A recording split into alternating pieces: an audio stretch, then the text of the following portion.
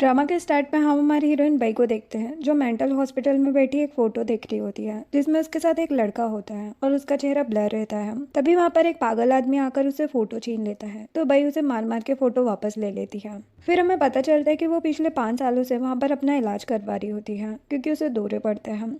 फिर flashback start होता है जिसमें बई अपनी मेडिसिन खा रही होती है। तभी वहां पर हमारा हीरो जाओ आता है जो नशे में होता है।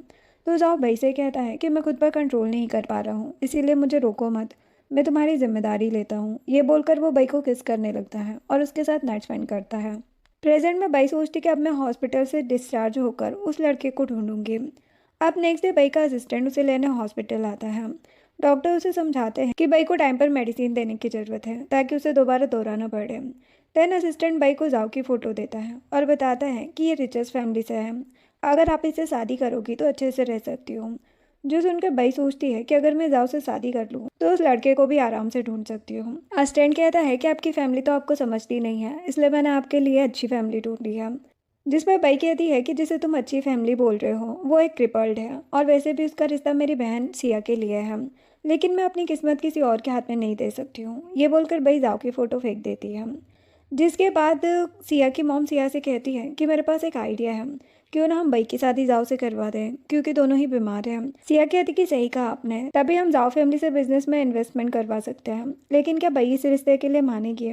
जो सुनकर सिया के डैड कहते हैं कि जाओ भले ही क्रिपल्ड है लेकिन उसकी फैमिली सिटी की बहुत पावरफुल फैमिली है और बई को भी तो मेंटल प्रॉब्लम है। तभी वहाँ पर बई आती है और ये सारी बातें सुनकर गुस्सा हो जाती है, जिससे उसे पास की बातें याद आने लगती हैं।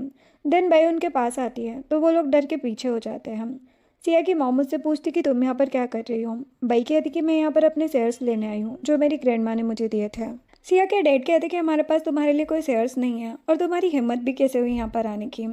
बई कहती कि अगर आप लोग मुझे शेयर्स नहीं देंगे तो मैं जाओ से शादी नहीं करूंगी। सुनकर डैड गुस्से में बई को मारने के लिए आगे बढ़ते हैं, लेकिन बई उन्हें नाइफ से डराने लगती है जिससे वो लोग काफी डर जाते हैं। फिर डैड कहते कि अगर तुम सच में शेयर्स ले लोगी तो तुम्हारा हमारी फैमिली से कोई रिश्ता नहीं रहेगा।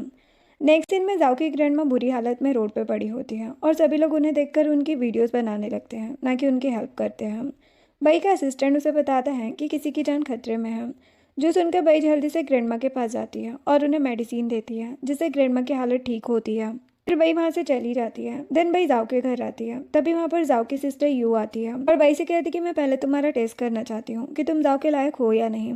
ये बोलकर वो एक डॉग को बई की तरफ भेजती है।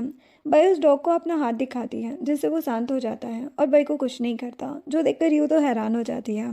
तभी वहाँ पर जाओ व्हील चेयर पर आता है और उसके साथ गार्ड्स भी होते हैं। जाओ बई को देखकर कहता है कि तुम काफ़ी इंटरेस्टिंग लग रही हो क्योंकि तुम डरती नहीं हो, लेकिन तुम सिया तो नहीं हो। बई कहती कि मैं उसकी सिस्टर हूँ और यहाँ पर तुमसे शादी करने आई हूँ। देन जाओ बई को अपने पीछे आने को कहता है और अपने रूम में ले जाता है जहाँ पर जाओ उसे अपने क्लोज करके किस करने की कोशिश करता है, लेकिन बई उससे दूर हो जाती है। वो पूछता है कि क्या तुम्हें डर नहीं लगता कि मैं क्रिपल्ड हूँ और अगर मैं मर गया तो तुम्हारा क्या होगा। जो सुनकर बई हंसते हुए उसके पैर को टच करती है और कहती कि मैं जानती हूँ कि तुम क्रिपल्ड बनने की एक्टिंग कर रहे हो। जो सुनकर जाओ तो हैरान हो जाता है और पूछता है कि तुम्हें इस बात का पता कैसे चला। वो कहती कि मैं इतने साल हॉस्पिटल में रहकर आई हूँ इसीलिए मुझे अच्छे से पता है। जो सुनकर जाओ स्माइल करता है और अपने पैरों पर खड़ा हो जाता है। वो बई से पूछता है कि आखिर तुम मुझसे शादी क्यों करना चाहती हो। बई कहती कि अगर मैं तुमसे शादी कर लूँगी तो मेरे पेरेंट्स मुझे मेरा हिस्सा दे देंगे। फिर सोचती कि जाओ से शादी करके मुझे उसकी पावर्स भी मिलेगी जिनका यूज़ मैं उस लड़के को ढूंढने के लिए भी कर सकती हूँ। जाओ कहता है कि मैं भी तुमसे शादी करना चाहता हूँ। ये बोलकर वो बई को अपने क्लोज करने लगता है। बई कहती कि अभी नहीं, लेकिन फिर वो दोनों बेड पर जाते हैं और एक दूसरे के क्लोज होने लगते हैं। तभी जाओ को खांसी होने लगती है और वो बई को बाहर जाने को कहता है। जो देखकर बई उसका हाथ पकड़ लेती है और उसकी केयर करने लगती है। तभी वहाँ पर यू आती है और बई पर गुस्सा करते हुए बताती है कि जाओ को ये नहीं पसंद कि कोई लड़की उसे टच करे। ये बोलकर वो जाओ और बई का हाथ छुड़ा देती है, लेकिन जाओ फिर से बई का हाथ पकड़ लेता है। जो देखकर बई एक निडल निकालती है और जाओ पर लगाने लगती है, लेकिन यू गुस्से में उसे रोकने लगती है और कहती कि अगर इससे जाओ को कुछ हो गया तो। बई कहती कि इसकी पूरी जिम्मेदारी मैं लेती हूँ। ये बोलकर वो जाओ को निडल लगा देती है। थोड़ी ही देर में जाओ की हालत ठीक होने लगती है। जो देखकर यू उसके पास जाती है और पूछती कि तुम ठीक हो, लेकिन जाओ उस पर गुस्सा करके उसे भगा देता है। तब तक वहाँ पर जाओ का सीनियर सर्वेंट भी आ जाता है जो बताता है कि ग्रैंडमा की तबीयत ठीक नहीं है, वो हॉस्पिटल में है। जिसके पास जाओ अपने असिस्टेंट को कॉल करके उस लड़की के बारे में पूछता है जिसके साथ उसने नाइट स्पेंड की थी। असिस्टेंट बताता है कि उसने आपकी दी हुई रिंग अभी तक बेची नहीं है, इसलिए हमारे लिए मुश्किल होता जा रहा है। जो सुनकर जाओ गुस्से में कॉल कट कर देता है। इधर यू हॉस्पिटल में ग्रैंडमा से बात कर रही होती है। ग्रैंडमा बताती कि आज एक लड़की ने मेरी बहुत हेल्प की है, अगर आज वो मेरी हेल्प नहीं करती तो मैं जिंदा नहीं होती, इसीलिए मैं चाहती हूँ कि जाओ उससे ही शादी करें। जो सुनकर यू उन्हें बताने की कोशिश करती है कि जाओ ने शादी कर लिया है, लेकिन ग्रैंडमा उसे बोलने का मौका ही नहीं देती है। तभी वहाँ पर जाओ आता है और ग्रैंडमा से पूछता है कि बाहर इतनी गर्मी थी, फिर आप वहाँ पर क्या कर रही थी। ग्रैंडमा कहती है कि मैं तुम्हारे लिए लड़की देखने गई थी, लेकिन मेरी तबीयत खराब हो गई। एक लड़की ने मेरी जान बचा ली, वो बहुत अच्छी है, इसीलिए मैं चाहती हूँ कि तुम मुझसे ही शादी करो। अगर तुम उस लड़की से शादी नहीं करोगे तो अच्छा नहीं होगा। जाओ कहता है लेकिन वो मुझे कहाँ मिलेगी। ग्रैंडमा गुस्से में कहती है कि अगर तुमने उसे जल्दी से नहीं ढूंढा तो मैं तुम्हें छोड़ूंगी नहीं। मैं कुछ नहीं जानती, बस तुम उसे ढूंढो और उससे ही शादी करो। फिर कहती कि तुम्हें उस सिया से शादी करने की कोई ज़रूरत नहीं है। जो सुनकर जाओ हाँ में सर हिला देता है। जिसके बाद ग्रैंडमा घर आ जाती हैं, जहाँ पर सारे सर्वेंट उनका वेलकम करते हैं। सीनियर सर्वेंट जल्दी से ग्रैंडमा के पास आता है और उन्हें बताने की कोशिश करता है कि जाओ ने शादी कर लिया, लेकिन ग्रैंडमा उन्हें बोलने से रोक देती है और कहती कि सिया को इन्वाइट करो क्योंकि मुझे उससे बात करनी है। थोड़ी देर बाद ग्रैंडमा यू के साथ बैठी बातें कर रही होती है। तभी वहाँ पर बई आती है और ग्रैंडमा उसे देखकर पहचान लेती है। वो काफ़ी खुशी खुशी बई से मिलती है। बई पूछती कि आप इतनी जल्दी डिस्चार्ज कैसे हो गए, आपको अभी भी रेस्ट की ज़रूरत है। ग्रैंडमा कहती कि मैं ठीक हूँ और मुझे तो पता ही नहीं था कि जाओ ने तुमसे शादी की है। ये जानकर मैं बहुत ज़्यादा खुश हो गई हूँ। मुझे लगता है कि ये सब किस्मत की बात है, तभी तो पहले तुमने मेरी जान बचाई और फिर जाओ ने तुमसे शादी की। ये सब देखकर यू तो काफ़ी हैरान हो जाती है। उसके बाद ग्रैंडमा यू से पूछती कि बई कहाँ रह रही है। यू कहती है कि बई गेस्ट रूम में रह रही है। जो सुनकर ग्रैंडमा कहती है कि तुम्हें इसका नाम नहीं लेना चाहिए, अब ये तुम्हारी भाभी बन गई है। फिर ग्रैंडमा बई से कहती है कि तुम्हें जाओ के साथ एक रूम में रहना चाहिए क्योंकि तुम दोनों कपल हो, इसीलिए तुम अलग नहीं रह सकते। जो सुनकर यू तो हैरान हो जाती है और ग्रैंडमा से कहती है आपको तो जाओ का गुस्सा पता ही है, पहले हमें उसकी परमिशन ले लेनी चाहिए। ग्रैंडमा कहती कि जाओ को अगर कुछ भी कहना हो तो मेरे पास भेज देना। जो सुनकर भाई ग्रैंडमा से कहती है कि इसकी ज़रूरत नहीं है। ग्रैंडमा कहती कि तुम दोनों को एक ही रूम में सोना होगा, ये मेरा ऑर्डर है। इस बात से यू को तो बहुत गुस्सा आ रहा होता है। देन भाई ग्रैंडमा की परमिशन लेकर अपने रूम में चली जाती है। जिसके बाद वो अपने असिस्टेंट को कॉल करके पूछती है कि तुम्हें उस लड़के के बारे में पता चला या नहीं, जिसके साथ मैंने नाइट स्पेंड की थी, या फिर उस रिंग के ऑनर का कुछ पता चला। असिस्टेंट कहता है कि ये थोड़ा मुश्किल है, लेकिन मैं अपनी इन्वेस्टिगेशन में लगा हूँ। और अगर बात उस रिंग की है तो वो किसी रिच पर्सन की लगती है, लेकिन अभी तक मैं उसके बारे में पता नहीं कर पाया हूँ। जो सुनकर बई कॉल कट कर देती है और सोचने लगती है कि जब मैं बहुत छोटी थी तो मेरे पेरेंट्स ने मुझे माउंटेन भेज दिया था ताकि वहाँ के लोग मेरी इनोसेंस का फ़ायदा उठा सके, लेकिन किस्मत अच्छी थी जो मैं बच गई। उसके बाद इन लोगों ने मुझ पर बीमारी का झूठा इल्ज़ाम लगा दिया और मुझे मेंटल हॉस्पिटल भेज दिया, लेकिन अब मैं वापस आ गई हूँ और मैं इन्हें अच्छे से सबक सिखाऊंगी क्योंकि मुझे इन जैसी फैमिली मेम्बर्स की कोई ज़रूरत नहीं है। इधर ग्रैंडमा जाओ से कहती है कि मुझे तुम्हारी और बई की जोड़ी बहुत पसंद आई, अच्छा हो तुमने बई से शादी कर ली, मैंने उसे तुम्हारे रूम में शिफ्ट करवा दिया है। जो सुनकर जाओ गुस्सा होने लगता है। जो देखकर ग्रैंडमा नाटक करने लगती है कि उनकी तबीयत खराब हो रही है, इसीलिए वो आराम करने लगती है। जाओ सोचता है कि ये कोई इत्तेफाक तो नहीं हो सकता कि बई ने मुझसे शादी की और उसने ही ग्रैंडमा की जान बचाई, कहीं उसके पीछे उसका कोई मोटिव ना हो। ये सोचकर वो चला जाता है। दूसरी तरफ बई सपने में अपना पास्ट देख रही होती है। तभी वो डरते हुए उठ जाती है और अपने सामने जाओ को देखती है और वहाँ से जाते हुए पूछती है कि क्या मैं अच्छे से सो रही थी। फिर कहती कि मुझे अपने घर जाना है। जाओ कहता है कि मैं भी तुम्हारे साथ जाना चाहता हूँ।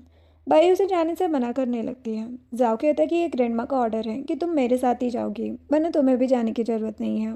जो सुनकर बई सोचती है कि लगता है जाओ मुझसे खुश नहीं है क्योंकि मैं उसकी आइडियल वाइफ नहीं हूँ, इसीलिए वो मेरे साथ जाना चाहता है ताकि मेरे बारे में इन्फॉर्मेशन निकाल सके।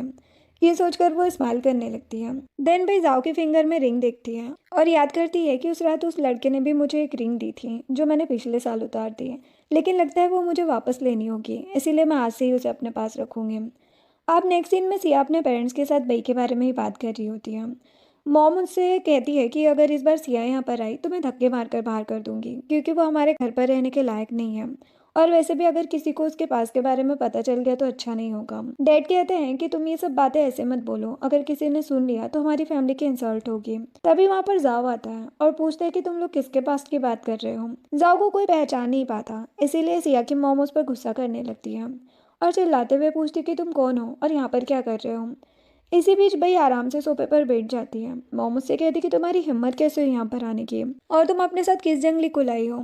फिर कहती कि मुझे लगता है कि तुम इसके साथ नाइट स्पेंड करके आई हो। जो सुनकर बई स्माइल करते हुए मॉम से कहती है कि क्या आप लोग मेरे हस्बैंड को भी नहीं पहचानते हैं, जिसे आप लोगों ने खुद ही मेरे लिए ढूंढा है। तो सुनकर सभी हैरान हो जाते हैं और सोचने लगते हैं कि जाओ तो क्रिपल्ड था, ये इतनी जल्दी ठीक कैसे हो गया। डैड मॉम से कहते हैं कि बकवास ना करो और जाओ से माफ़ी मांगो। मॉम जाओ से कहती कि मुझे माफ़ कर दो, मुझे गलत फहमी हो गई थी, तुम लोग काफ़ी जल्दी आ गए इसलिए मुझे लगा भाई अपने साथ किसी और को लाई है, तुम गुस्सा मत करो, बैठ कर बात करते हैं। जाओ गुस्से से कहता है कि क्या आप लोगों को ये टाइम जल्दी लग रहा है। सिया जाओ के पास जाकर कहती है कि मॉम के कहने का वो मतलब नहीं था, एक्चुअल में हमें लगा कि कहीं भाई की वजह से आपको कोई परेशानी ना हो। जो सुनकर जाओ से थप्पड़ मारता है और कहता है कि दोबारा मेरी वाइफ के बारे में ऐसी बातें मत करना वरना अच्छा नहीं होगा। इस चीज से सिया डर जाती है और पीछे हटने लगती है। डेट बात पर लड़ते हुए जाओ से कहते कि क्यों ना हम चाय पीते हुए बात करें। भाई जाओ को देखकर सोचने लगती है कि जाओ इतना भी बुरा नहीं है, उसे मेरे लिए फिक्र तो है, उसके दिल में मेरे लिए सॉफ्ट कॉर्नर है। जिसके बाद डैड जाओ से कहते हैं कि तुम लोग लंच करके जाना। वो कहते हैं कि इसकी ज़रूरत नहीं है, मैं यहाँ पर भाई के बारे में जानने आया हूँ कि तुम लोगों ने उसे मेंटल हॉस्पिटल क्यों भेजा था, क्या उसे दिमागी बीमारी है। जो सुनकर मॉम उसे बताती है कि तुम्हें गलत फहमी हो रही है, एक्चुअल में भाई को एक छोटी सी प्रॉब्लम है बस, इसीलिए वो वहाँ इलाज करवाने गई थी, तुम चाहो तो खुद उससे पूछ लो। जाओ ये बात भाई से पूछने लगता है। भाई कहती कि हाँ ये बात सच है और उन्हें बचा लेती है। फिर सभी हंसने लगते हैं तो भाई कहती कि मुझे मॉम से अकेले में बात करनी है। जो सुनकर मॉम डरते हुए उसके साथ जाती है और पूछती है कि तुम मुझसे क्या बात करना चाहती हो। भाई कहती कि मुझे अपनी रिंग वापस चाहिए जो तुम लोगों ने मुझसे ले ली थी, अगर तुमने वो मुझे वापस नहीं की तो याद रखना मैं तुम लोगों को नहीं छोड़ूंगी। मॉम कहती कि पहली बात तो तुम्हें यहाँ आने से पहले हमें बताना चाहिए था क्योंकि हमें जाओ के लिए तैयारी करनी थी। और फिर उसने सिया को भी थप्पड़ मार दिया। भाई कहती कि मैं यहाँ पर अपनी रिंग लेने आई हूँ, इसके अलावा मुझे और कुछ नहीं चाहिए। मॉम कहती कि वो मेरे पास नहीं है, मैंने सिया को दे दिया। नेक्स्ट सीन में सिया सबके लिए टी लेकर आती है, तभी उसके गले से एक लॉकेट बाहर आता है जिसमें भाई की रिंग लगी होती है। जो देखकर भाई और जाओ हैरान हो जाते हैं और भाई से पहले जाओ उसके गले से रिंग निकाल लेता है और पूछता है कि ये तुम्हारे पास कैसे आई। सिया झूठ बोलती है कि ये मेरी है और मुझे किसी खास इंसान ने दी है। जाओ पूछता है कि वो कौन है, क्या तुम उसे जानती हो। सिया कहती कि मुझे अच्छे से याद नहीं है लेकिन मैं उससे मिलना चाहती हूँ। लेकिन तुम इस रिंग के बारे में कैसे जानते हो, क्या ये तुम्हारी है।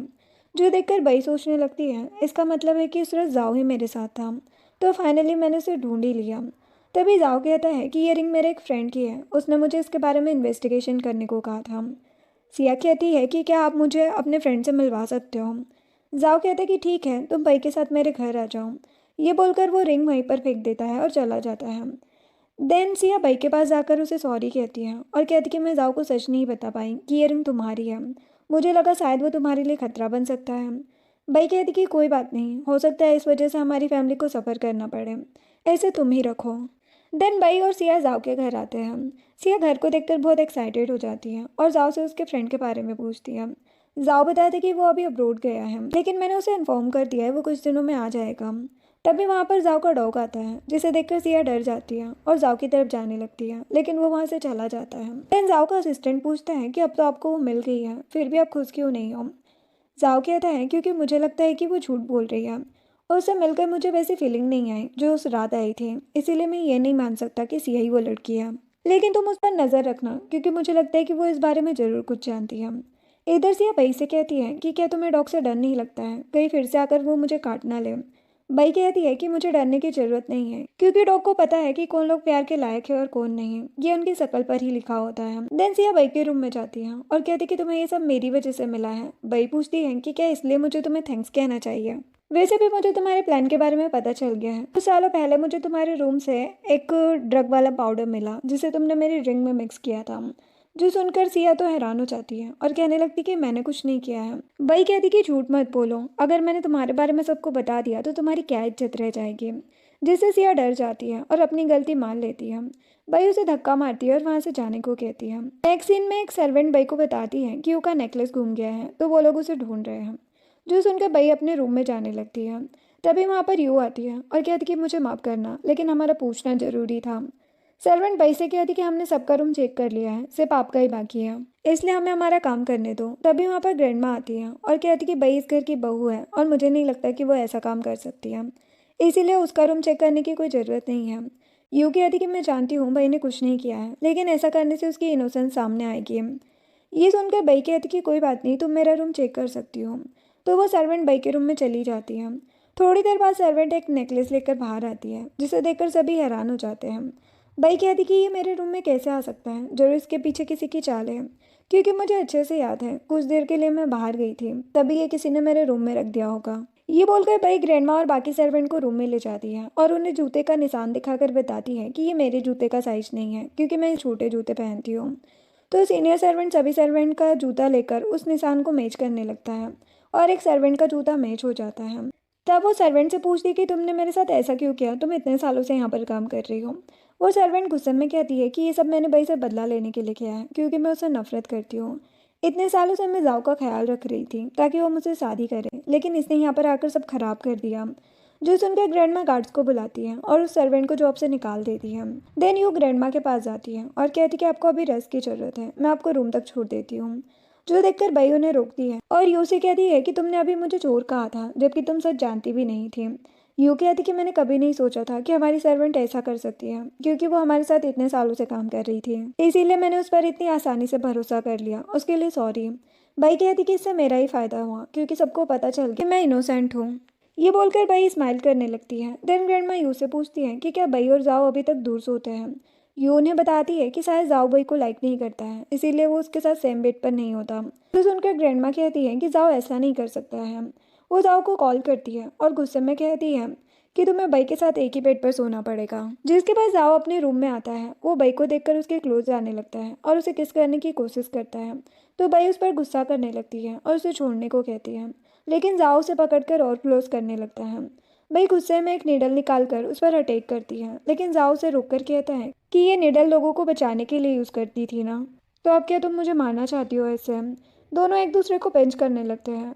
वही ग्रैंडमा और यू बाहर खड़ी ये सब सुन रही होती है और खुश हो जाती है। जिसके बाद भाई जाओ से कहती कि आज तुम्हें सोफे पर सोना होगा। ये बोलकर वो लाइट्स ऑफ कर देती है। नेक्स्ट मॉर्निंग बई को एक ड्रेस के साथ नोट मिलता है जिसमें लिखा होता है कि ये ड्रेस ग्रैंडमा ने तुम्हारे लिए चूज की है, इसे पहनकर पार्टी में आ जाना। इसके बाद बई एक पार्टी में आती है। तभी एक क्याओ नाम का आदमी बई के पास आता है और उससे बात करने की कोशिश करता है, लेकिन बई उसे इग्नोर करके आगे जाने लगती है। जिससे क्या वो फिर से उसके पास आता है, लेकिन इस बार बई उसे थप्पड़ लगा देती है जिससे वो गुस्सा हो जाता है और बई को धमकाने लगता है कि तुम मेरे भाई को नहीं जानती हो, वो बहुत रिच है, तुम उनके सामने कुछ भी नहीं हो, इसीलिए मेरे सामने इतना एटीट्यूड मत दिखाओ। ये बोलकर वो अपने भाई को कॉल करता है और हंसने लगता है।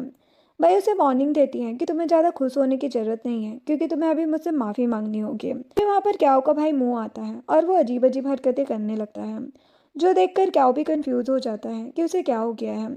फिर सभी उस पर हंसने लगते हैं। जिसके बाद मुँह अपने अंकल को कॉल करता है और बई के बारे में बताता है कि यहाँ पार्टी में एक लड़की बहुत एटीट्यूड दिखा रही है। तभी वहाँ पर जाओ भी आ जाता है और ये सब देखने लगता है। वो के अंकल उसे बताते हैं कि कुछ सालों पहले उसने ही मेरी जान बचाई थी, इसलिए तुम बई से दूर रहो, नहीं तो मैं तुम्हें नहीं छोड़ूंगा। जो सुनकर क्या और मुंह डर जाते हैं और बई से माफी मांगने लगते हैं। बई कहती है कि मैंने तुम लोगों से पहले ही कहा था कि मुझसे मत उलझो। ये बोलकर वो जाओ का हाथ पकड़ती है और चली जाती है। जहाँ पर बई की हालत खराब होने लगती है, वो जाओ को अपने क्लोज करने लगती है, जो देखकर वो दोनों ही समझ जाते हैं कि बई की ड्रिंक में किसी ने ड्रग मिलाया था, इसीलिए जाओ उसे कार में बिठाता है। बई उसके क्लोज जाने लगती है, तो देखकर जाओ अपने असिस्टेंट को कार का म्यूजिक बढ़ाने को कहता है और मिरर भी फोल्ड करवा देता है। देन वो दोनों घर पहुंचते हैं, जहाँ फिर से बई उसे क्लोज करती है। जाओ खुद पर कंट्रोल करके उसे दूर कर देता है और उसे वॉशरूम ले जाता है। जाओ उसके मुंह पर पानी मारता है, उसे कंट्रोल में रहने को कहता है। बई कहती कि हम मैरिड हैं, हमें एक दूसरे से दूर रहने की जरूरत नहीं है। ये बोलकर उसे किस करने लगती है। तभी जाओ का डोर नॉक होता है। वो बाहर जाता है और देखता है कि वहाँ पर यू सूप लेकर आई होती है। जाओ उससे पूछते है कि तुम यहाँ पर क्या कर रही हो। वो कहती कि मुझे लगा बई नशे में है, इसीलिए उसे सूप की जरूरत है। जो सुनकर जाओ गुस्से में कहता है कि तुम्हें यहाँ आने की कोई ज़रूरत नहीं है, चाहे तुम कहीं की भी प्रेसिडेंट बन जाओ, लेकिन मेरे रूम में दोबारा मत आना। ये बोलकर वो जोर से दरवाज़ा बंद कर देता है, जिससे यू के हाथ से सूप गिर जाता है।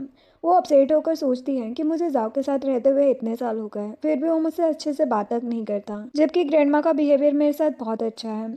यहाँ पर हमें पता चलता है कि यू जाओ की रियल सिस्टर नहीं है। हालांकि शुरू से ही यू की हरकतें देखकर ही पता चल रहा था कि वो जाओ को पसंद करती है। अब नेक्स्ट मॉर्निंग भाई जैसे ही उठती है, वो देखती है कि जाओ उसके पास बैठा है। जाओ बताता है कि लास्ट नाइट तुम्हारी तबीयत बहुत ख़राब हो गई थी, अब तुम कैसा फील कर रही हो। वो कहती कि मेरा ख्याल रखने के लिए थैंक्स, लेकिन अब तुम यहाँ से जा सकते हो। वो बताता है कि सिया ने तुम्हें कॉलेज यूनियन पार्टी के लिए इनवाइट किया है। भाई सोचने लगती है कि सिया ने मुझे इनवाइट क्यों किया है, क्या वो मेरे खिलाफ कोई साजिश कर रही है। जिसके बाद भाई पार्टी में जाती हैं, जहाँ पर सभी स्टूडेंट उसे पागल बोलकर चिढ़ाने लगते हैं और कहती कि वो मेंटल हॉस्पिटल से आई है। सुनकर बई पर कोई असर नहीं होता क्योंकि वो काफी स्ट्रांग हो चुकी थी। तभी वहाँ पर जाओ का असिस्टेंट आता है और बई को अच्छे से ट्रीट करने लगता है, जो देखकर सभी जेलस होने लगते हैं कि आखिर बई इतनी इंपॉर्टेंट क्यों है। वो तो हम जैसी एक स्टूडेंट है जो मेंटल हॉस्पिटल से आई है। अभी वहाँ पर उनके प्रोफेसर फू आते हैं और सबको बताते कि भाई कोई नॉर्मल लड़की नहीं है। उसने एक्यूपेंचर सीखा है जो बहुत कम लोग सीख पाते हैं, जिसमें निडल से इलाज किया जाता है। इसीलिए भाई भी अब प्रोफेसर बन गई है और मैं रिटायर्ड होने वाला हूँ। ये जानकर सभी हैरान हो जाते हैं कि भाई इतनी कम एज में प्रोफेसर बन गई।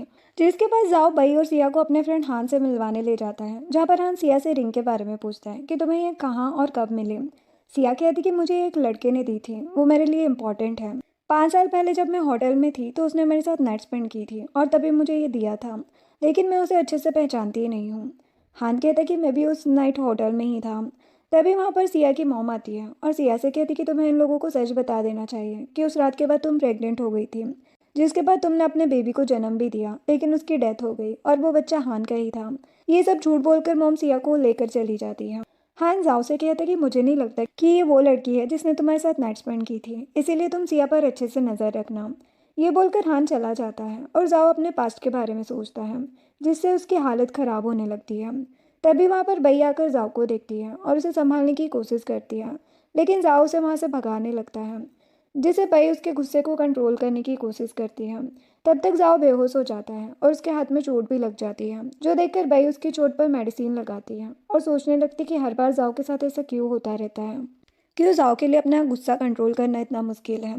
अब नेक्स्ट मॉर्निंग बई जाओ के लिए एक तरह का मेडिसिन वाला लड्डू बनाती है और उसे बताती कि ये खाने से तुम अपने गुस्से को कंट्रोल कर सकते हो।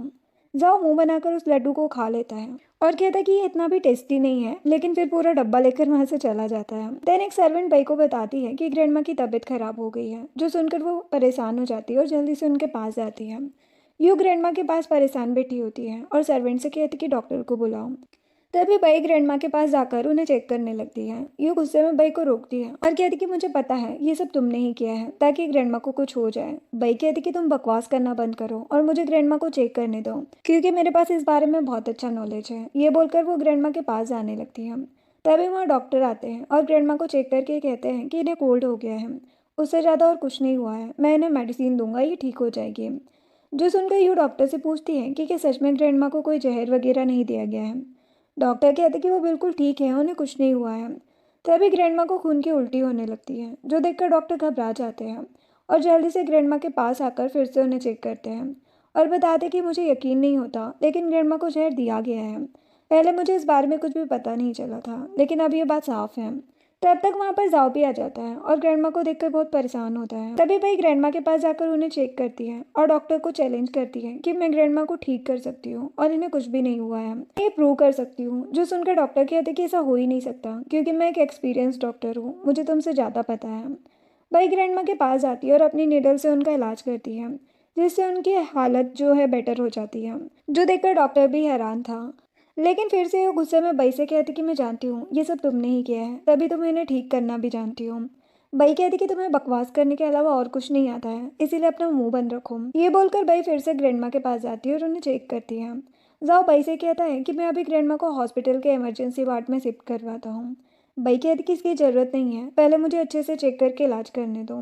वो ग्रैंडमा के सर पर निडल लगाती है, जिससे उनकी हालत पूरी तरह से ठीक हो जाती है, जो देखकर डॉक्टर भी बई को अप्रिसिएट करते हैं।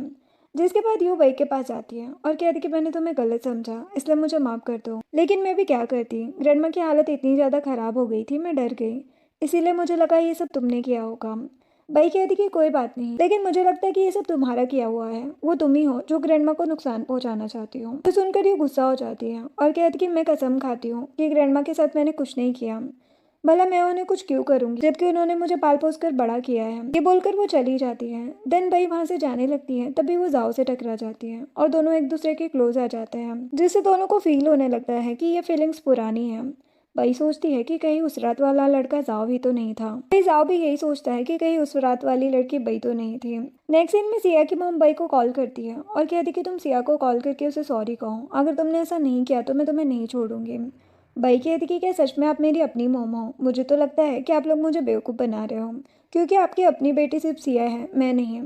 मॉम घबरा जाती है और कहती कि नहीं नहीं, ऐसी बात नहीं है, तुम मुझे गलत समझ रही हो। ये बोलकर वो कॉल कट कर देती है। बई को यकीन होने लगता है कि मॉम उससे कुछ तो छुपा रही है, वो उनकी अपनी बेटी नहीं है। वो सोचती है कि मुझे अब अपना और मॉम का डीएनए टेस्ट करवाना होगा, तभी सच पता चलेगा। नेक्स्ट सीन में बई सिया की मॉम के पीछे जाती है और देखती है कि वो रोंग नाम के एक आदमी से मिलती है और उसके साथ रोमांस करती है। तो उसे पता चलता है कि सिया ही उनकी अपनी बेटी है, वो नहीं। ये जानकर वो हैरान हो जाती है और वहाँ से जाने लगती है। तभी वो एक चीज से टकरा जाती है जिससे आवाज होती है और मॉम आवाज सुनकर रूम से बाहर आने लगती है, जो देखकर बेबी वहां से निकल जाती है।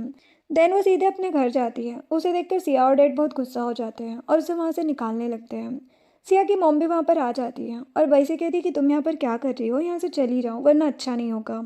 बई उनसे पूछती कि आपको इतना गुस्सा क्यों आ रहा है, कि आपने घर के बाहर कुछ गलत किया है, जो सुनकर मॉम डर जाती है और बई पर गुस्सा करने लगती है। तभी जाओ वहां पर आता है और गुस्से में कहता है कि तुम लोग बई को टच करने का सोचना भी मत, क्योंकि वो मेरी लीगल वाइफ है और मैं अपनी वाइफ को हर्ट करने का हक किसी को नहीं दूंगा। इसीलिए जल्दी से नील डाउन होकर बई से माफी मांगो। जो सुनकर बई स्माइल करते हुए सोचती है कि जाओ मेरा कितना ख्याल रखता है, वो मेरे लिए इन लोगों से उलझने के लिए तैयार हो गया। देन सिया और उसके पेरेंट्स बई से माफी मांगने लगते हैं और जाओ बई को लेकर वहां से चला जाता है। देन बई प्यार से जाओ को देखने लगती है, जिससे जाओ की नज़र उस पर जाती है तो बई अपनी नज़र चुराने लगती है। जो देखकर जाओ उससे कहता है कि तुम्हें इतना एम्बेरस होने की ज़रूरत नहीं है, क्योंकि मैं तुम्हारा लीगल हस्बैंड हूँ, तुम जितना चाहे मुझे देख सकती हो। जो सुनकर वो स्माइल करने लगती है। देन बई के पास एक कॉल आता है और उसे पता चलता है कि सिया की मॉम उसकी मॉम नहीं है। ये जानकर वो अपसेट हो जाती है और कहती कि मुझे इस बात का पहले ही पता चल गया है। तभी वहाँ पर एक छोटा बच्चा चेन आता है और बई से पैसे मांगता है। बई पूछती है कि तुम पैसों का क्या करोगे। चैन कहता है कि मुझे बहुत भूख लगी है, इसलिए मुझे खाना लेना है। बई सोचने लगती है कि अगर आज मेरा बच्चा जिंदा होता तो वो बिल्कुल चैन की तरह ही होता। तभी हमें पता चलता है कि उस रात नाइट स्पेंड के बाद बई का कोई बच्चा भी होता है, जिसे साव के पेरेंट्स उसे ये बोलकर दूर कर देते हैं कि वो मर गया है। अब बई चैन से कहती है कि पास में एक होटल है, क्यों ना हम वहाँ पर जाए और कुछ खाएं। वो चैन को अपने साथ होटल ले जाती है और खाना खिलाती है। चैन उसे थैंक्स कहता है और बताते कि वो जल्दी उसके पैसे वापस कर देगा। बई कहती कि मुझे इन पैसों की कोई ज़रूरत नहीं है, क्योंकि ये बहुत मामूली से पैसे हैं। जो सुनकर चैन होटल स्टाफ से एक पेन और पेपर मांगता है और उसमें बई से लिया हुआ अमाउंट लिखता है और कहता है कि मैं आपके पैसे वापस नहीं दूंगा। जो सुनकर बई कंफ्यूज होकर उसे देखने लगती है तो चैन क्यूट फेस बनाकर कहते कि सॉरी सॉरी, मैं आपके पैसे जल्दी वापस कर दूंगा। जो सुनकर बई स्माइल करने लगती है और उससे उसका एड्रेस पूछती है। चैन कहते कि आपको मेरी फिक्र करने की ज़रूरत नहीं है, मैं अपने घर चला जाऊंगा। बई कहती कि वो तो ठीक है, लेकिन अगर मुझे तुमसे मिलना होगा तो मैं कैसे आऊँगी। वो कहते कि फिर आप मुझे वीचैट पर ज्वाइन कर लीजिए, मैं उसमें आपको अपना एड्रेस भी भेज दूंगा। देन बई घर आती है, जहाँ ग्रैंडमा बई और जाओ को कहती है कि तुम दोनों की शादी को इतना टाइम हो गया, तुम दोनों मुझे पोता कब दोगे। जो सुनकर जाओ चिढ़ने लगता है तो ग्रैंडमा उससे कहती है कि मुझे लगता है कि तुम्हारे में ही कोई कमी है, इसीलिए तुम डैड नहीं बन रहे हो। कल हॉस्पिटल जाकर अपना चेकअप करवा लेना। जो सुनकर सभी जाओ पर हंसने लगते हैं, जिससे वो गुस्सा हो जाता है और ग्रैंडमा से कहता है कि ये मेरे और बई के बीच की बात है, इसमें आप लोगों को इंटरफेयर करने की ज़रूरत नहीं है। लेकिन फिर भी ग्रैंडमा तो गुस्सा होकर चली जाती है। देन ग्रैंडमा बई को बताती है कि मेरी एक फ्रेंड जेंग फैमिली से है और उसकी पोती की डेथ सिर्फ 2 साल की एज में हो गई थी। अगर आज वो जिंदा होती तो बिल्कुल तुम्हारी उम्र की होती। फिर बताती कि उसका बर्थडे कुछ ही दिनों में आने वाला है, उसके लिए मैं हर साल गिफ्ट तैयार करती हूँ, लेकिन इस बार मेरी तबीयत ठीक नहीं है, इसलिए मैं चाहती हूँ कि ये काम तुम मेरे लिए कर दो ताकि मैं अपनी फ्रेंड को गिफ्ट दे सकूँ। जो सुनकर बई ग्रैंडमा से बर्थडे डेट पूछती है। तभी उसे पता चलता है कि सेम डेट को उसका भी बर्थडे आता है, कहीं उसका जेंग फैमिली से कोई कनेक्शन तो नहीं है। ये सोचकर वो ग्रैंडमा से कहती कि आप फिक्र मत करो, मैं जल्दी आपके लिए गिफ्ट तैयार कर दूंगी। जिसके बाद बई फिर से सोचती है कि मुझे कैसे भी करके सिया की मॉम को रंगे हाथों पकड़ना होगा, तभी मैं सबके सामने सच साबित कर पाऊंगी। ये सोचकर वो रोंग को कॉल करती है और सिया की मॉम बनकर उससे बात करने लगती है। तो रोंग पूछता है कि क्या तुमने अपना नंबर बदल लिया है। बई कहती कि मेरे फ़ोन पर सब नज़र रखे हुए हैं, इसलिए मैं इस नंबर से बात कर रही हूँ। देन अपने प्लान के हिसाब से उसे एक होटल का लोकेशन बताती है और कहती कि कल मेरा बर्थडे है, इसीलिए मैंने तुम्हारे लिए एक रूम बुक किया है, तुम वहाँ पर आ जाना, मैं तुम्हारा वेट करूँगी। तभी वहाँ जाओ आता है और चुपके से बई की बातें सुनने लगता है। रोंग बई से कहता है कि मैं कब से तुमसे मिलना चाहता हूँ, क्योंकि मुझे तुम्हारी याद आ रही है। बई मुंह बनाते हुए कहती है कि मैं भी तुम्हें बहुत मिस कर रही हूँ। रोंग कहता है कि कल मैं तुम्हें अच्छा सरप्राइज़ देने वाला हूँ। बई कहती कि ठीक है, मुझे उस सरप्राइज़ का वेट रहेगा। बई उसे बाय बोलकर कॉल कट कर देती है। तभी वो देखती कि जाओ उसके पीछे खड़े सब सुन रहा होता है, जिससे वो हैरान हो जाती है और कहती कि मैं तो अपने फ्रेंड से मजाक कर रही थी, तुमने कुछ सुना तो नहीं, अगर सुना भी है तो उसे सीरियसली मत लेना। जाओ उसके क्लोज आता है और कहता है कि कल तुम किसके साथ होटल जाने की प्लानिंग कर रही हो, क्या मुझे भी वहाँ ले जाओगी। बई उसे टालते हुए कहती कि मैं तुम्हें फिर कभी ले जाऊंगी, फिलहाल मुझे वहाँ जरूरी काम है। जो सुनकर जाओ वहाँ से जाने लगता है और कहते कि वैसे तुम्हारी असली आवाज़ भी अच्छी है, तुम्हें उसे बदलने की जरूरत नहीं है। नेक्स्ट डे हम देखते हैं कि सिया की मॉम होटल जाने के लिए रेडी हो रही होती है। रोंग उसे मैसेज करके जल्दी बुलाता है। वही दूसरी तरफ बई रोंग को मैसेज करके परेशान कर देती है और बताती कि मैं जल्दी में तुम्हारे पास आ रही हूँ। इसके बाद बई सिया के डेट को कॉल करके कहती है मेरा बर्थडे है, इसलिए मैं चाहती हूँ कि आप लोग मेरे इनविटेशन को एक्सेप्ट करके मेरे दिए हुए लोकेशन पर आ जाएं। मैं आप लोगों को पार्टी देना चाहती हूँ। तो डेट कहते कि आखिर तुम मेरी अपनी बेटी हो, मैं जरूर आऊँगा। अब वो सभी होटल पहुँचते हैं जहाँ पर बई जाओ के साथ आई होती है। तब भाई सिया और डैड से कहती है कि तुम लोग अंदर चलो क्योंकि मैंने तुम लोगों के लिए एक स्पेशल सरप्राइज तैयार किया है। जो सुनकर वो लोग अंदर जाते हैं और सिया की मॉम को देखकर हैरान हो जाते हैं। मॉम गुस्से में बई से कहती है कि मैं तुम्हारी मॉम हूँ, तुम मेरे साथ ऐसा कैसे कर सकती हो। बई कहती कि ये नाटक करना बंद कीजिए क्योंकि मुझे सच पता चल गया है। ये बोलकर वो उन्हें डीएनए टेस्ट की रिपोर्ट देती है जिसका रिजल्ट नेगेटिव होता है। सिया के डैड भी रिपोर्ट को अच्छी तरह देखते हैं और बई से कहते हैं कि ये सब झूठ है, हम ही तुम्हारे रियल पेरेंट्स हैं। मॉम हंसते हुए कहने लगती है कि अब जब तुम्हें सच पता चल ही गया है तो मुझे एक्टिंग करना बंद करना ही होगा। हाँ, तुम किसी और की बेटी हो और तुम एक बहुत रिचेस्ट फैमिली से थी, लेकिन मैंने बचपन में ही तुम्हें चुरा लिया था और अब तुम्हारे पास कुछ भी नहीं है, ना कोई नाम ना पहचान, इसीलिए अब तुम कुछ नहीं कर सकती हो क्योंकि सारा गेम मेरे हाथ में है। मैं ये कभी नहीं बताऊंगी कि तुम्हारे रियल पेरेंट्स कौन है और तुम किस फैमिली से हो। जो सुनकर बई हंसने लगती है और अजीब हरकतें करने लगती है, जो देखकर सिया डर जाती है और बई को कहती है कि तुम परेशान मत होना, मैं तुम्हारे साथ हूँ। भले मेरे पेरेंट्स तुम्हारे रियल पेरेंट्स नहीं है, लेकिन इसका ये मतलब नहीं है कि हम तुम्हारे लिए कोई नहीं है। तुम तब भी मेरे लिए मेरी बहन ही रहोगी। बई गुस्से में उसका गला पकड़ते हुए कहती है कि ये सब तुम्हारी वजह से हुआ है, इसलिए अपना मुंह बंद रखो। देन जाओ अपने असिस्टेंट से कहता है कि सिया और उसकी फैमिली के जितने भी कॉन्ट्रैक्ट है सब बंद करवा दो और ये भी ध्यान रखना कि इन्हें इस सिटी में हर जगह बैन किया जाए। जो सुनकर सिया के डैड हैरान रह जाते हैं। देन जाओ बई का हाथ पकड़ के वहां से चला जाता है। अब बई ग्रैंड माँ के पास आकर उन्हें मॉर्निंग विश करती है। ग्रैंड माँ पूछती कि आज तुम इतनी सुबह कैसे उठ गए, कहीं जाओ ने तुम्हें परेशान तो नहीं किया। बई कहती कि मैं आपसे ही मिलने आई हूँ। वो उन्हें अपनी बनाई एक फिशिंग बैग देते हुए बताती है कि इसे मैंने बहुत प्यार से जेंग फैमिली के लिए बनाया है। ग्रैंड माँ बैग लेकर कहती है कि आज डिनर के लिए हमें जेंग फैमिली जाना होगा क्योंकि जाओ की तबीयत ठीक नहीं है, तो तुम्हें मेरे साथ चलना पड़ेगा। दूसरी तरफ यू जाओ के पास फिशिंग बैग लेकर जाती है और बताती कि ये बैग मैंने तुम्हारे लिए बनाया है। जो सुनकर जाओ बहुत गुस्सा हो जाता है और कहता है कि मैंने तुम्हें मना किया है ना मेरे पास आने के लिए, तुम्हें समझ नहीं आता क्या, और उसे धमकाकर वहां से भगा देता है। तभी वहां पर जाओ का असिस्टेंट आता है। जाओ पूछता है कि क्या मैंने जो केक और बुके ऑर्डर किया था वो रेडी है। अब नेक्स्ट सीन में भाई ग्रैंडमा को लेकर जेंग फैमिली आती है जहाँ पर ग्रैंडमा अपनी फ्रेंड मिस जेंग को विशिंग बैग देती है और उन्हें बताती कि ये बैग मेरी बहू ने तुम्हारे लिए बनाया है। तो वो बई को अच्छे से देखने लगती है और बताती है कि मेरी पोती पे बिल्कुल बई जैसी ही दिखती थी, एक पल के लिए मुझे लगा कि यही है। फिर ग्रैंडमा अपनी फ्रेंड के लिए प्रे करती है। फिर वो लोग वहाँ से चले जाते हैं। उनके जाने के बाद ग्रैंडमा जेंग की सर्वेंट कहती है कि बई बिल्कुल तुम्हारी मैडम की तरह लगती है जो अब इस दुनिया में नहीं है। दूसरी तरफ बई ग्रैंडमा से पूछती है कि क्या ग्रैंडमा जेंग को मेरी बनाई बैग पसंद आई होगी। ग्रैंडमा कहती कि तुमने उसका चेहरा नहीं देखा, वो बहुत सेटिस्फाई थी। ग्रैंडमा बई को कहती है कि मुझे पता चला है कि आज तुम्हारा बर्थडे है, इसीलिए मैंने तुम्हारे लिए भी एक गिफ्ट लिया है। ये बोलकर ग्रैंडमा बई को एक म्यूजिक कॉन्सर्ट की टिकट देती है जिसे देखते ही वो बहुत खुश हो जाती है और पूछती कि आपको कैसे पता चला कि मैं कॉन्सर्ट में जाना चाहती हूँ। ग्रैंडमा कहती है क्योंकि अब तुम मेरी बहू हो और मैं सबके बारे में खबर रखती हूँ।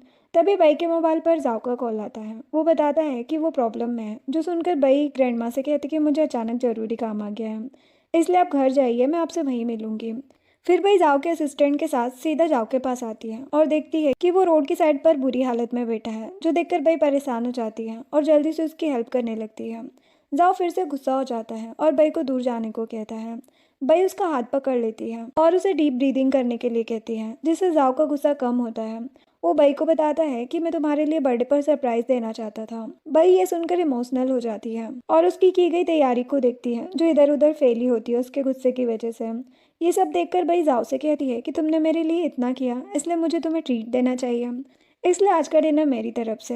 ये बोलकर वो जाओ को अपने साथ एक स्टॉल पर ले जाती है। तभी वहां पर उस आदमी की वाइफ अपने बच्चे को लेकर आती है। जाओ ध्यान से उस बच्चे को देखने लगता है और बई को इग्नोर करता है, जिससे बई सोचती है कि शायद जाओ को बच्चे अच्छे लगते हैं, इसीलिए वो इस बच्चे को देख रहा है। थोड़ी देर बाद बई घर आकर उस खाने को खाने लगती है। वो उसे काफी तीखा लग रहा होता है, जो देखकर जाओ कहता है कि अगर ये इतना ही तीखा है तो रुक जाओ ना। वो कहती कि तुम नहीं समझोगे, लेकिन असली मजा तो तीखा खाने में ही है। जाओ उसे पानी लाकर देता है जिसे भाई पीकर फिर खाना जाओ को खाने को कहती है। तो वो उसके क्लोज आकर पूछता है कि तुम सच में मुझे खिलाना चाहती हो। बई कहती है कि तुम एक बार इसे टेस्ट तो करके देखो। वो उसे किस करने लगता है, जिससे बई हैरान हो जाती है और उसे दूर करने की कोशिश करती है, लेकिन जाओ अपनी मर्जी से उससे दूर होता है और फिर से उसे किस करने लगता है। बई काफी हैरान थी और जाओ को वहां से जाने को कहती है, लेकिन जाओ फिर से उसे किस करने के लिए आगे होता है। तभी वहां पर यू आ जाती है और जाओ को बताती है कि ग्रैंडमा तुम्हें बुला रही है। देन जाओ वहां से चला जाता है तो यू बई से पूछती है कि क्या तुम्हें बच्चे पसंद है। बई कहती कि तुम ये क्यों पूछ रही हो। यू कहती है क्योंकि मैं जाओ को शुरू से जानती हूँ, उसे बच्चे बहुत पसंद है। तभी वहां पर जाओ आकर यू की बातें सुन लेता है और उसे काफी गुस्सा आता है। वो यू से कहते हैं कि हम बचपन से एक साथ बड़े हुए हैं, इसका मतलब ये नहीं है कि मैं कुछ नहीं कर सकता, इसलिए अब तुम यहाँ पर नहीं रहोगी, अपना सामान पैक करो और निकलो यहाँ से। नेक्स्ट सीन में जाओ भाई का कबर्ड चेक कर रहा होता है। भाई फ्रेश होकर वहाँ पर आती है और उससे कहती कि तुम यहाँ पर क्या कर रहे हो। वो कहते हैं कि मैं इस घर का मालिक हूँ, क्या तुम्हारा कबर्ड भी चेक नहीं कर सकता हूँ। फिर कहता है कि अब तुम्हें सोफे पर सोने की जरूरत नहीं है क्योंकि हम दोनों बेड पर सोएंगे। जो सुनकर बई पूछती है कि तुम्हारे कहने का क्या मतलब है। वो कहते कि ये बात तो जाहिर है कि तुम अब इस घर की बहू हो, इसलिए तुम्हें बेड पर सोना चाहिए। ये बोलकर वो बई को अपने क्लोज करता है, जिससे बई सोचने लगती है कि क्या जाओ फिर से मुझे किस करने वाला है। ये सोचकर वो घबराने लगती है तो जाओ उसे छोड़कर वहां से वॉशरूम चला जाता है। अब थोड़ी देर बाद जैसे ही जाओ बाहर आकर बेड पर बैठता है तो बई काफी डरने लगती है। जाओ पूछता है कि क्या तुम्हें बच्चे पसंद नहीं है। बई कहती कि फिलहाल मैं बच्चा नहीं करना चाहती हूँ। जाओ अपसेट होकर कहते कि कोई बात नहीं, जब तुम्हारी मर्जी होगी तब हम इस बारे में सोचेंगे। ये बोलकर दोनों सो जाते हैं। नेक्स्ट मॉर्निंग भाई जैसे ही उठती है जाओ उसे उसका मोबाइल देते हुए बताता है कि तुम्हारे वीचैट पर किसी का कॉल आ रहा था। सुनकर भाई जल्दी से मोबाइल चेक करती है और देखती है कि उसे चैन के कॉल्स आ रहे होते हैं। भाई उसे मैसेज करने लगती है, लेकिन उसे पता चलता है कि चैन ने तो उसे ब्लॉक ही कर दिया। जो देखकर वो सोचने लगती है कि चैन के अंदर बहुत गुस्सा है, तभी उसने मुझे ब्लॉक कर दिया। बई को परेशान देखकर जाओ पूछता है कि क्या तुम्हें सच में ज़रूरी कॉल्स आ रहे थे। वो उसे बिना देखे ही हाँ में सिर हिला देती है। जो देखकर वो उससे मोबाइल छीन लेता है और बताते कि कल हमें एक चैरिटी में जाना है। वो पूछती कि किस तरह की चैरिटी। जाओ बताता कि ग्रैंडमा हर साल जाती है, लेकिन उनकी तबीयत ठीक नहीं है तो उन्होंने मुझे कहा है, तो क्या तुम मेरे साथ चलोगी। बई कहती कि ठीक है, मुझे कोई प्रॉब्लम नहीं है। जाओ स्माइल करता है और उसे मोबाइल देकर चला जाता है। तभी चैन बई को मैसेज करके बताता है कि मैंने आपको जानबूझ के ब्लॉक किया था क्योंकि टीचर को पता चल गया था कि मैं फ़ोन लेकर आया हूँ, इसलिए मुझे बहुत डांट रही थी।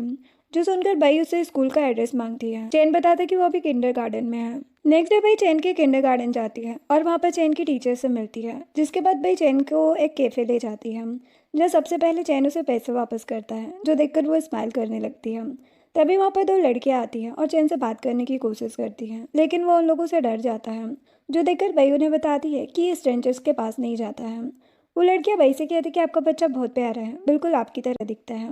बई उन्हें बताती कि मैं इसकी मॉम नहीं हूँ। जो सुनकर वो दोनों से सॉरी बोलकर चली जाती है। देन बई चैन से उसके मॉम के बारे में पूछती है।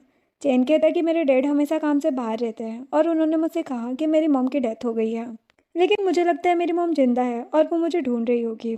जो सुनकर बई कहती है कि मेरा भी वही हाल है, मैं खुद अपनी रियल मॉम को ढूंढ रही हूँ। चैन कहता है कि हम दोनों कितने एक जैसे हैं ना। अब नेक्स्ट डे बई जाओ के साथ चैरिटी में जाती है, जहाँ होस्ट अनाउंस करती है कि उसके पास मिस सॉन्ग की एक बहुत अच्छी पेंटिंग है। जो सुनकर सभी खुश हो जाते हैं और सॉन्ग की तारीफ करने लगते हैं और बोली लगाना स्टार्ट करते हैं। उस पेंटिंग के लिए जाओ भी अपनी बोली लगाता है, तो बई उसे रोककर बताती है कि इस पेंटिंग में गड़बड़ है। तभी सॉन्ग ये बात सुन लेती है और बई से कहती है कि क्या तुम मेरे टैलेंट पर शक कर रही हो। बई कहती कि क्या तुम्हें नहीं पता है कि ये पेंटिंग असली नहीं है। बई के कहने पर होस्ट उस पेंटिंग के कुछ पॉइंट्स चेक करती है, जिसे देखकर होस्ट सबको बताती है कि बई सही बोल रही है।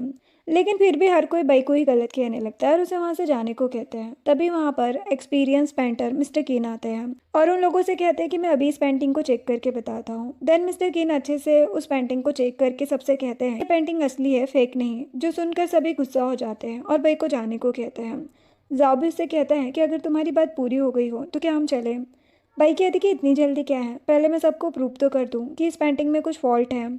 जो सुनकर मिस्टर किन गुस्से में कहते हैं कि क्या तुम मेरी इंसल्ट कर रही हो। बई कहती कि ऐसी बात नहीं है, लेकिन मैं अभी सबके सामने सेम ड्राइंग बनाकर दिखा दूंगी। फिर बई सबके सामने पेंटिंग बना देती है, जो देखकर खुद मिस्टर किन भी उसके सामने झुक जाते हैं और उसके टैलेंट के लिए उसे अप्रिशिएट करते हैं। इस चीज से सभी को यकीन हो जाता है कि बई को इन सब चीजों की अच्छी पहचान है, इसलिए सभी बई की तारीफें करने लगते हैं, जिससे जाओ को भी अपनी वाइफ पर प्राउड फील होता है। अब वहां से जाते हुए बई जाओ को सपोर्ट करने के लिए थैंक्स कहती है। जाओ कहते हैं कि तुम्हें थैंक्स कहने की जरूरत नहीं है, अगर तुम सच में कुछ करना चाहती हो तो मुझे हक कर लो। ये बोलकर उसे हक कर लेता है। बई कंफ्यूज हो जाती है और सोचने लगती है कि ये बिल्कुल वैसी ही फीलिंग है जैसे मुझे 5 साल पहले वन नाइट स्टैंड के लिए आई थी। कहीं जाओ भी वो लड़का तो नहीं है। आप नेक्स्ट सीन में बई और जाओ रूम में बैठे होते हैं। जाओ बई से पूछते हैं कि तुम मॉर्निंग में क्या कर रही थी। बई बताती है कि मैं किंडरगार्टन से क्रॉस कर रही थी तो मैंने एक टीचर को एक बच्चे को परेशान करते हुए देखा, इसलिए मैं उसकी हेल्प करने चली गई थी। जाओ कहता है कि तुम्हें तो बच्चे पसंद नहीं थे, फिर तुम हेल्प करने क्यों गई थी। बई कहती कि मुझे अभी बच्चा नहीं करना है, इसका मतलब ये नहीं है कि बच्चों को परेशान करने वालों को छोड़ दो। देन बई जाओ से पूछती है कि तुम उस बच्चे को जानते हो क्या। जाओ झूठ बोल देता है कि हाँ वो मेरे फ्रेंड का बेटा है। जो सुनकर बई को गुस्सा आ जाता है और वो उसे सुनाने लगती है कि तुम्हारा फ्रेंड बहुत हार्टलेस है, उसे अपने बच्चे की फिक्र ही नहीं है। जाओ कहते कि ऐसा नहीं है, हो सकता है वो बिजी हो इसीलिए बच्चे पर ध्यान नहीं दे पा रहा हूँ। बई उसे सुनाने लगती है कि तुम तो अपने फ्रेंड की साइड लोगे ना। ये बोलकर वो गुस्सा होकर चली जाती है। अब नेक्स्ट मॉर्निंग बई ग्रैंडमा के साथ होती है। वो उनसे पूछती है कि आप मुझे क्या बताना चाहती हैं। ग्रैंडमा कहती कि एक बहुत कीमती नेकलेस है जो मेरे लिए बहुत इंपॉर्टेंट है। वो कहती कि वो नेकलेस कहाँ है, बताइए मैं आपके लिए ला दूंगी। ग्रैंडमा बताती कि वो अब्रोड में तुम्हें मिलेगा। जाओ बिजनेस ट्रिप के लिए वहीं जा रहा है तो तुम भी उसके साथ चली जाओ, तो भाई हाँ बोल देती है। नेक्स्ट डे भाई होटल रूम में होती है। जाओ वहाँ पर आकर उसे बैकअप करता है और कहता है कि मैं तुम्हें अकेला नहीं छोड़ सकता हूँ। भाई कहती है कि यहाँ बस एक ही बेड है, तुम दूसरे रूम में चले जाओ। लेकिन वो जाता नहीं है और उसे बेड पर लिटाकर किस करने लगता है। भाई घबराकर उसे खुद से दूर करती है जिससे उसके पेट में चोट लग जाती है। फिर वो भाई का हाथ पकड़कर पूछता है कि तुम मुझे खुद से दूर क्यों करती रहती हो। भाई बिना जवाब दिए सैड होकर चुपचाप बैठी रहती है। नेक्स्ट मॉर्निंग भाई हान के साथ एग्जीबिशन में जाती है और एक स्टोन सेलेक्ट करती है, जिस वजह से वहाँ पर आए गेस्ट गॉसिप करने लगते हैं कि इस लड़की ने एक स्टोन के लिए कितने सारे पैसे इन्वेस्ट कर दिए। इतने में वहाँ का एम्प्लॉय उस स्टोन को लेकर उसे कट करने जाता है। भाई कहती है कि इस स्टोन को थोड़ा ध्यान से कट करना। वो एम्प्लॉय कहने लगता है कि ये बस एक स्टोन है, आप इसके लिए इतना परेशान क्यों हो रही है, और मुझे बहुत अच्छे से पता है कि स्टोन को कैसे कट कर सकते हैं। लेकिन भाई उसे रोककर खुद स्टोन कट करने जाती है। सभी लोग उसका मजाक उड़ाते हैं कि ये लड़की पागल हो गई है, एक स्टोन के पीछे इतनी मेहनत कर रही है। तभी भाई वो स्टोन कट कर देती है जिसके अंदर एक ग्रीन कलर का क्रिस्टल निकलता है, जो देखकर सभी हैरान हो जाते हैं क्योंकि वो क्रिस्टल काफ़ी एक्सपेंसिव था।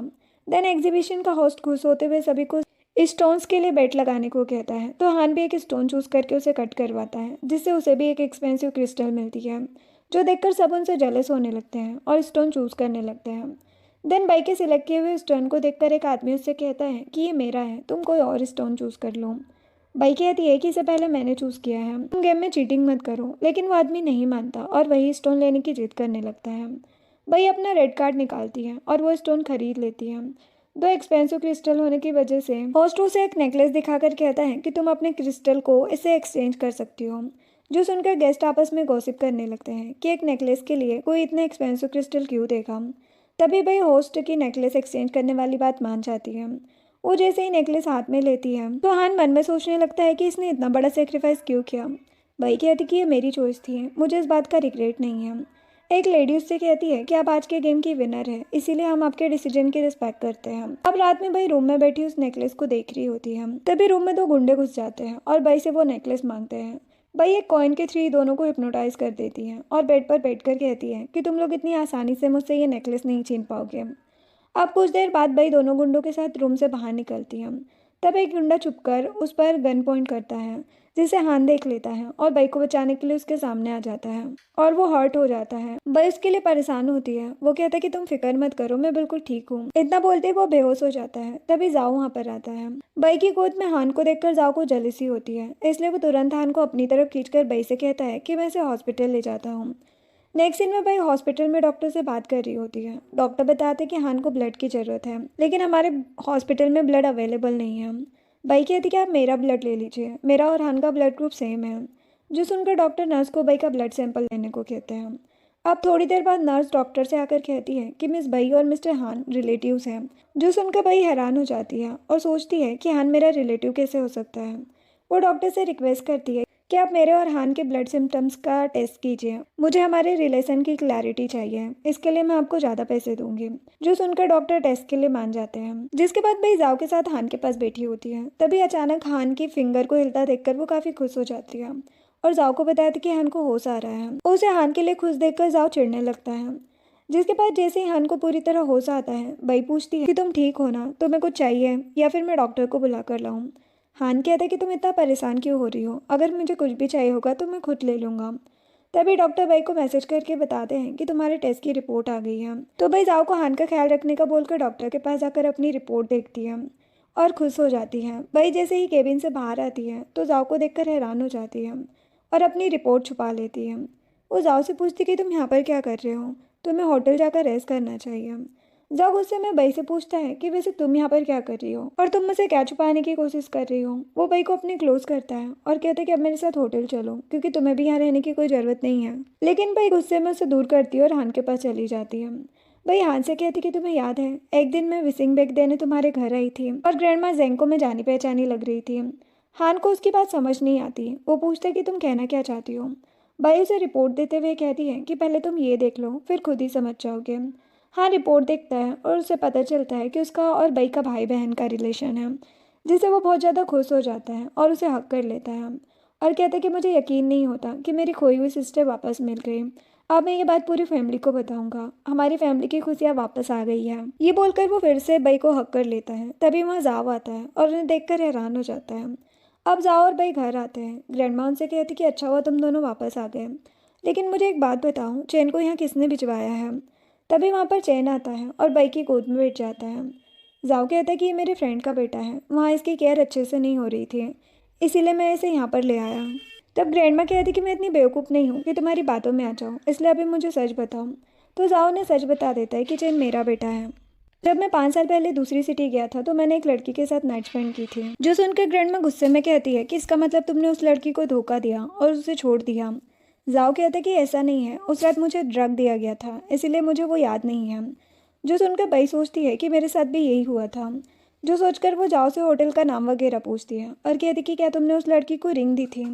जाओ पूछता है कि तुम्हें ये सब कैसे पता। बई कहती है क्योंकि चैन मेरा ही बेटा है, उस रात तुम्हारे साथ मैं थी। ये जानकर सभी इमोशनल हो जाते हैं और चैन को बहुत प्यार करने लगते हैं। ग्रैंडमा कहती है कि मुझे यकीन नहीं हो रहा है कि मेरे पास पोता भी आ गया है।